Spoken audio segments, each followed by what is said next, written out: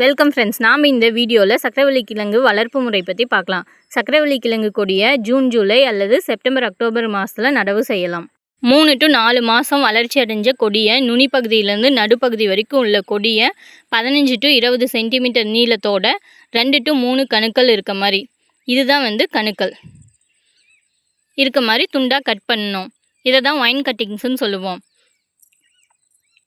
இந்த கட் பண்ண கொடியை 3ல் 2 பகுதி மண்ணில் இருக்க மாதிரி புதைச்சி வைக்கணும். தேவையான ஈரப்பதத்தை மெயின்டைன் பண்ணணும். கொடி நட்டதுலேருந்து 40 நாளுக்கு அப்புறம் மண்ணுக்கடியில் சக்கரவள்ளி கிழங்கு உருவாக ஆரம்பிக்கும். 90 to 100 நாட்களில் பூக்கள் பூக்க ஆரம்பிக்கும். இந்த பூக்கள் எதை குறிக்கும்னா, கொடிகள் முதிர்ச்சி அடைஞ்சதையும் சக்கரவள்ளி கிழங்கு வளர்ச்சி அடைஞ்சு முடித்ததையும் குறிக்கும். பூக்கள் பூத்ததுலேருந்து 2 to 4 வாரத்தில் கிழங்கு முதிர்ச்சி அடைஞ்சு அறுவடைக்கு தயாராகிடும். சில கொடிகள் பூக்கள் பூக்காது.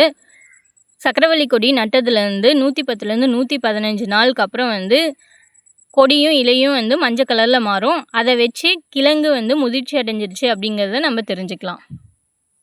அப்படி இல்லைன்னா கொடியை விலக்கிட்டு மண்ணை தோண்டி கிழங்கோட சைஸை பார்த்துட்டு அதுக்கேற்ற மாதிரி அறுவடை செய்யலாம்.